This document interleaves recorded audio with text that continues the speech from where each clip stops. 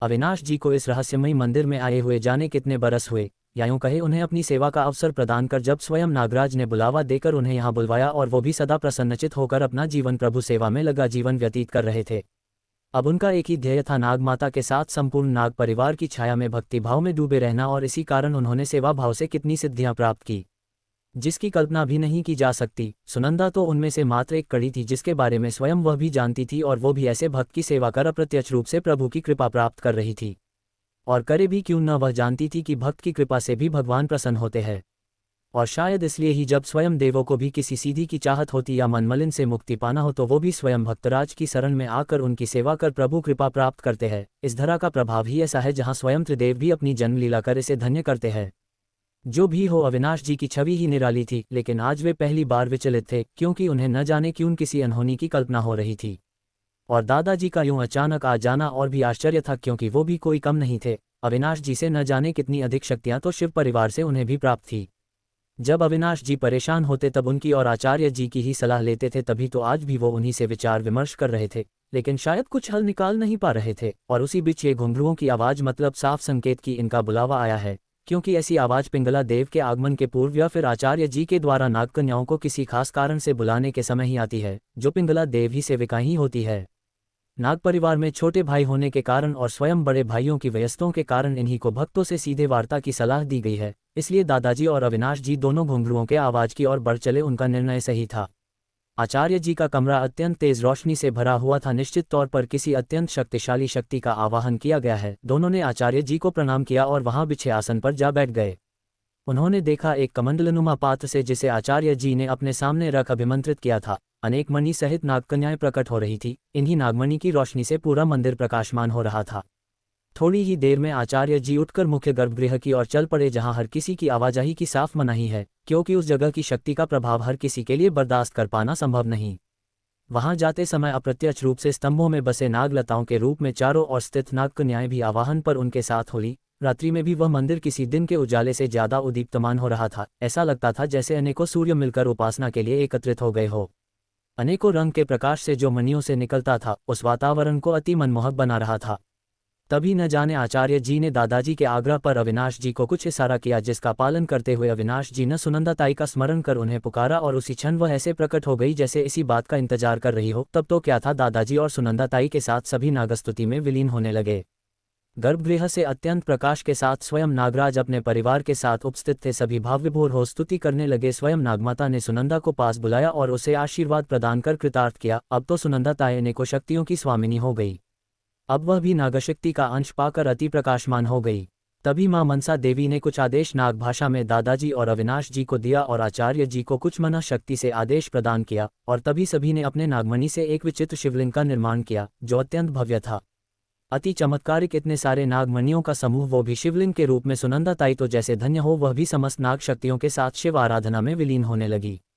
तभी आकाश से जैसे स्वयं आकाश गंगा का प्रकाश प्रवाहित होने लगा, वह शिवलिंग मूर्ति रूप में नजर आने लगी और अचानक तेज रोशनी में प्रकट हो पुनः विलीन हो गया।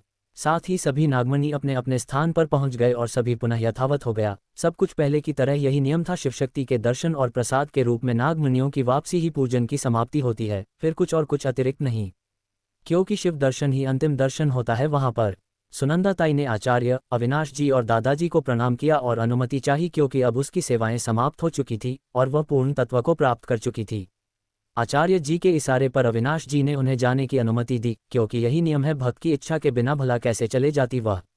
लेकिन यह जरूर बता गई कि आने वाले समय में उसे पुनः आना होगा उनकी सहायता के लिए, और उन दोनों को कुछ निर्देश देकर अंतर्ध्यान हो गई, जिसके लिए आचार्य जी का आदेश अनिवार्य था, जिसे उन्होंने प्रभु इच्छा मान स्वीकार कर लिया। लेकिन साथ ही अगला आदेश भी दे दिया, जो शायद इसी का अगला हिस्सा भी था। आज कई वर्षों बाद वह अनंत शेष का मंदिर अपने पूर्ण परिचय से संपूर्ण नाग परिवार के दर्शन, नागमणियों से निर्मित शिवलिंग का पूजन, जो कि स्वयं आकाशगंगा के द्वारा अभिषेक से सुसज्जित और भी सौभाग्यमान हो जाता है। इतना मनोहर और अत्यंत शक्तिशाली शिव दर्शन, जो स्वयं में एक भक्त को शारीरिक बंधनों से मुक्त कर देने का सामर्थ्य रखता है, उसके पश्चात कुछ भी शेष न बचता। सुनंदा ताई शायद इसलिए इसी फल को प्राप्त करने हेतु वर्षों से अविनाश जी की सहचारिका बनकर रह गई। वह पल प्रतिपल भक्तों की सेवा में भगवान को तलाशती हुई आज अपने उद्देश्य में सफल हुई, और अब मुख्य गणिका सेविका के रूप में अनंत शेष के साथ विष्णुलोक में जा पहुंची। जाते जाते वह अविनाश जी को मनः शक्ति से अपनी एक अंतिम आज्ञा या जिसे सलाह भी कह सकते हैं दे गई, जिसमें उन्होंने ने एक अनसुलझी पहेली की ओर इशारा करते हुए अविनाश जी को हिमालय के एक रहस्यमयी गुफा के बारे में और उसमें प्रवेश का रास्ता और कुछ गोपनीय निर्देश के साथ वायु शक्ति के वेग से सूक्ष्म शरीर द्वारा एक स्थान से दूसरे स्थान पर जाने की शक्ति प्रदान कर गई, जिसे उन्होंने उनका आशीर्वाद मान स्वीकार किया। पूर्णाहुति के पश्चात आचार्य जी से अनुमति ले अविनाश और दादाजी ने घर की ओर प्रस्थान किया। रास्ते में दादाजी ने सुनंदा ताई द्वारा दिए गए निर्देश के तत्स्थता से पालन करने हेतु अविनाश जी को कई इसके अतिरिक्त मूल मंत्र, हिमालय का वर्णन और वहां की भौगोलिक शक्तियों और उनका सूक्ष्म परिचय और कुछ सावधानियों के साथ ही शिव कृपा, नागदेव वासुकी की कथा के साथ ही उनसे मिल पाने वाली सहायता का विस्तृत वर्णन किया, जिसे अविनाश जी एकाग्रता से किसी अबोध बालक की तरह सुनते जा रहे थे। घर पहुंच मुख्य द्वार पर ही एक विशेष आभामंडल की उपस्थिति ने अविनाश जी को अचंभित कर दिया और जैसे ही उन्होंने घर में प्रवेश किया, एक अजनबी चेहरे ने हाथ जोड़ उन दोनों को प्रणाम कर मंद मुस्कान के साथ उनका अभिवादन किया। अपने ही घर में ऐसा अभिवादन और सुनंदा ताई के पश्चात पुनः दूसरी पराशक्ति की उपस्थिति अविनाश जी समझ नहीं पाए। तभी उसने अपना परिचय सुनंदा ताई की सेविका खुशबू के रूप में दिया और तभी इससे पहले कि वहां और कोई चर्चा कर पाते, तभी लक्ष्मी देवी ने उत्सुकतावश ये बता दिया कि आज अचानक सुनंदा ताई के घर से खबर आए और उन्हें अचानक जाना पड़ा। उनकी अनुपस्थिति में ये खुशबू उनकी भतीजी ही अब मेरी सखी के रूप में मेरे साथ रहेगी। अब इसका संपूर्ण दायित्व सुनंदा ताई मुझे सौंप कर गई है। एक पराशक्ति का उत्तरदायित्व लेने के बाद लक्ष्मी के मुंह से सुन अविनाश जी को हंसी आ गई और वह अपनी मंद मंद मुस्कान के साथ हामी भरते हुए अपनी कक्ष की ओर बढ़ चले। उन्हें ठीक ऐसे ही महसूस हुआ जैसे माँ यशोदा श्री कृष्ण को अपना पुत्र मान अपना दायित्व को निभाने की बात करते आए है, और वह मुस्कुराते हुए दादाजी को इशारा करते हुए अपने कक्ष की ओर बढ़ चले। काफी रात हो चुकी थी, सभी अपने अपने कक्ष में आराम करने हेतु चले गए, लेकिन अविनाश जी तो जैसे अभी तक उस रहस्य को जानने के लिए उत्सुक थे जिसकी ओर इशारा सुनंदा ताई कर गई थी। उनसे रहा न गया और अंततः उन्होंने अर्धरात्रि में आसन लगा अपने आप को एकत्रित कर सूक्ष्म शरीर के द्वारा उस ओर प्रस्थान किया जिस तरह उन्हें जाने को कहा गया। कुछ ही पल में वह सूक्ष्म शरीर के द्वारा वायु वेग से हिमालय की तलहटी पर पहुंच गए। वहां पर पानी की कलकल धाराएं, शीतल हवाएं और मंत्रमुग्ध कर देने वाली ओम की ध्वनि उन्हें भक्ति भाव में डुबो देने को पर्याप्त थी, लेकिन वह अति सजगता के साथ आगे बढ़ते जा रहे थे। जैसे ही उन्होंने वहां की इस धरा पर चरण रखे, अत्यंत तेज रोशनी के साथ एक विस्फोट का स्वर हुआ और उसी पल वह हिमशिला दो बराबर भागों में बढ़ती चली गई। अविनाश जी ने जैसे ही आगे बढ़कर देखा तो वहां एक गुफा में जाने वाला रास्ता अपनाकर वह भीतर की ओर प्रवेश करते चले गए। जैसे वह आगे की ओर बढ़ते जाते पीछे के सभी रास्ते अपने यथावत स्थिति में शिलाखंड के रूप में परिवर्तित होते जाते। अंदर पहुंच अविनाश जी ने देखा दो परस्पर झरने विपरीत दिशा से आकर अपनी जलधारा को एक केंद्र बिंदु पर टकराते हैं और वहां पर एक दर्पण का स्वरूप पैदा होता जिसमें स्वयं अविनाश जी अपना प्रतिबिंब देखकर हैरान थे, और उससे भी ज्यादा हैरानी उन्हें ये देखकर थी कि उस दर्पण में वह अपना संपूर्ण जीवन देख पाने में सक्षम थी कि तभी अचानक उन झरनों का पानी ऊपर की ओर उठने लगा और उसमें एक नई तस्वीर नजर आई, जिसे देखकर अविनाश जी आश्चर्य के साथ यह क्या और कैसे कहकर उसी स्थान पर बैठ गए कि तभी किसी अपरिचित स्वर ने उनका ध्यान अपनी ओर आकर्षित किया। अविनाश जी ने आज तक कभी भी प्रकृति को सामान्य नहीं समझा और खासकर जब बात भारत भूमि की हो तब तो क्या कहना, ये तो खुद ही अपने आप में एक चमत्कार से कम नहीं है। यहाँ न जाने कितने ऋषि मुनियों का वास है और कितने ही रत्न भंडार ऐसे ही बिखरे पड़े हैं। इस धरा पर स्वयं देवता भी अवतरित होने में अपना सौभाग्य समझते हैं, इसलिए पर्वत के झरनों में अपना संपूर्ण जीवन चरित्र देखना कोई आश्चर्य का विषय नहीं था, क्योंकि वह हिमालय के रहस्य से भली भांति परिचित है। क्योंकि हिमालय कोई हिमालय पर्वत नहीं है, वह एक शक्ति की खान है। जब तक उन्होंने अपने जीवन का चलचित्र देखा तब तक तो ठीक था, लेकिन ये क्या उन्होंने अपने आप को झरने के ऊपर की तरफ उठते हुए जल में अपने आप को आचार्य जी की गोद में देखा। वह कुछ सोच पाते इससे पहले उन्हें किसी इंसान के स्वर ने चौंका दिया। हाँ, यही सत्य है। उन्होंने पलट कर देखा तो स्वयं सिंहराज आज उनके समक्ष खड़े थे। वह अपने मानव रूप में अविनाश जी को देख मुस्कुराने लगे। क्या हुआ अविनाश, इसमें आश्चर्य क्या? अविनाश जी ने उन्हें प्रणाम किया। इसका प्रत्युत्तर उन्होंने आशीर्वाद के रूप में देकर झरने की दूसरी तरफ देखने का इशारा किया। वहां अविनाश जी ने देखा उनके पूर्व जन्म की बहुत सी तस्वीर है, वह भी जलधारा में जिन्हें स्पष्ट रूप से देखा जा सकता था। किसी आश्चर्य से कम नहीं है। सिंहराज को उन्होंने प्रणाम कर इस स्थिति को स्पष्ट करने का निवेदन किया, जिसे उन्होंने मुस्कुराते हुए स्वीकार कर पास में ही खिले हुए विशाल 3 कमल के फूल की ओर इशारा करते हुए बोले, इन कमल के फूलों को प्रणाम करो अविनाश, यही तुम्हारी शक्ति का सार है। तुम्हें यहाँ भेजने का मूल उद्देश्य अपने पूर्व जन्म से परिचित कराना था। वास्तव में तुम इसी जन्म से नहीं, पूर्व जन्म से ही इसी हिमालय के योगी रह चुके हो। पूर्व जन्म में तुम श्रीमंत आचार्य जी के पुत्र थे और स्वयं तुम्हारे पिता तुम्हारे गुरु के रूप में थे। तुम जिस झरने को देख रहे हो यह मेरे ही द्वारा रचित तुम्हारे जीवन प्रवाह और शक्ति स्रोत हेतु बनाया गया एक विशिष्ट रहस्य है जिसे परमेश्वर ने आज तक मुझे सहज कर रखने के लिए नियुक्त किया था।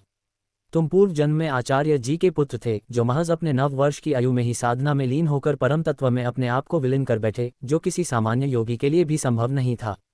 ना जाने कितने ही ऋषि मुनियों हजारों वर्ष की तपस्या करते हैं, तब ऐसी शक्ति और ऐसा योग प्राप्त कर पाते हैं, लेकिन तुम्हारे गुरु के लिए कुछ भी असंभव नहीं था। आचार्य जी उस समय अपनी साधना की पराकाष्ठा को छूने ही वाले थे कि तुम्हारा वियोग उन्हें पुनः सांसारिक दुख में डूबा गया और वह इस दुख को प्रकट करने लगे। तब उन्होंने उन्हें समझाकर वास्तविक जीवन का रहस्य और प्रभु इच्छा अनेकों ज्ञान दिए। जब वह फिर भी ना माने तब बाध्य होकर उन्होंने आचार्य जी को वचन दिया कि वह पुनः स्वयं पिता के रूप में तुम्हें प्राप्त करेंगे और उचित शिक्षा प्राप्त कर आचार्य जी के पास भेज देंगे, और ताउम्र ठीक पुत्र की ही भांति उनका उत्तरदायित्व निभाओगे। और जैसा कि आचार्य जी की इच्छा थी कि उनके द्वारा अन्य शक्तियों का स्वामी उनका पुत्र हो, इसलिए तुम्हें उन्हीं के समक्ष रहना होगा और तुम ही उनकी संपूर्ण शक्तियों के मालिक होंगे। अविनाश जी आश्चर्यचकित थे कि उनका जल यौवन सब कुछ से उनके पिता और आचार्य, जो दोनों ही पूर्ण रूप से परिचित थे लेकिन फिर भी अनजान रहने का नाटक कर रहे थे। उन्हें याद आया कि जब घर से निकले थे तो उनके पिता ने कहा था, मैं तो सिर्फ तुम्हारा गुरु था, वास्तविक पिता के समस्त तो अब तुम पहुंचे हो, लेकिन अब तक उन्होंने उस बात का कुछ और ही मतलब निकाला था। आज उस बात का सही आशय समझ आया। तभी सिंहराज ने उन कमल के ऊपर कुछ अभिमंत्रित जल छिड़का, तब तुरंत तीनों ही कमल के ऊपर उन्हें परस्पर अपनी, आचार्य जी और पिता का अतिरिक्त सूक्ष्म शरीर नजर आने लगा। पुनः यौवन लिए साधना में विलीन हो वो तीनों कमल इस तरह बने हुए थे कि एक त्रिभुजाकार स्थिति उनके मध्य निर्मित होते थे, जो देखने में तो सूक्ष्म है, लेकिन एक विशेष आभा किरण वहां से निकलती हुई नजर आती है। अविनाश जी अपने आप को धन्य मान सिंहराज को प्रणाम कर कहने लगे, हे महाप्रभु, ये रहस्य तो वह भी मुझे बता सकते थे, फिर भला यहाँ तक बुलाने का क्या अर्थ है। तभी वह मुस्कुराते हुए बोले, अगर यहाँ नहीं आते तो भला मुझसे मुलाकात कैसे होती। कहते हुए उनके गले लग गए और अपना परिचय पुराने गुरु भाई के रूप में दिया था कि तभी झरना बीच से अपने 2 भागों में बट गया और भीतर चकाचौंध करने वाली रोशनी नजर आने लगी। अविनाश जी इशारा पाकर उस ओर बढ़े जहां जाकर उन्होंने देखा, न जाने कितने ऋषि मुनियों के साथ वह साधना में लीन थे, जिनके ओज के प्रकाश से वातावरण मनोहर हो रहा था। तभी उन सब के मंत्र लेख सरोवर में कुंडली योग के आकार का घूमते हुए नजर आया, जिसके ऊपर एक विशिष्ट प्रकाश में नीलमणि जैसा कुछ नजर आ रहा था। आखिर उस दंत का अविनाश जी से क्या रिश्ता?